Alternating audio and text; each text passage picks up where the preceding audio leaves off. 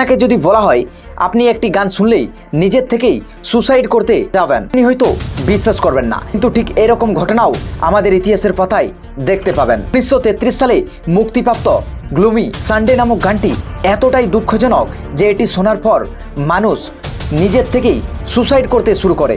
এই গানটি 1933 সালে হাঙ্গেরিয়ান সঙ্গীতশিল্পী রেজো সেরেস রচনা করেছিলেন। গানটি একটি দুঃখজনক প্রেমের গল্পের উপর ভিত্তি করে তৈরি। গানটিতে শোনানো হয়েছিল একজন প্রেমিক তার প্রেমিকাকে হারানোর পর সম্পূর্ণরূপে ভেঙে পড়ে এবং নিজে থেকেই সুসাইড করার সিদ্ধান্ত নেন। এই গানটির সুর এতটাই গভীর এবং করুণ ছিল যে এই গানটি শুনত সে প্রচণ্ড বিষণ্ণতায় ডুবে যেত। এই গানটি প্রকাশের সঙ্গে সঙ্গে আত্মহত্যার হার প্রচণ্ড হারে বেড়ে যায়। কেউ জানালা থেকে ঝাঁপ দিতে থাকে, কেউ বা বিষ খেয়ে আত্মহত্যা করতে শুরু করে। এর ফলে এতটাই পরিস্থিতি খারাপ হয়ে যায় যে সরকার বাধ্য হয়ে গানটি ব্যান করে দেয়। আর এইভাবেই এই গানটি দ্য সুসাইড সং নামে পরিচিতি পায়। কিন্তু শকিং বিষয় হলো এই গানটি যে রচনা করেছিলেন তিনিও নাকি শেষ পর্যন্ত সুসাইড করেছিলেন।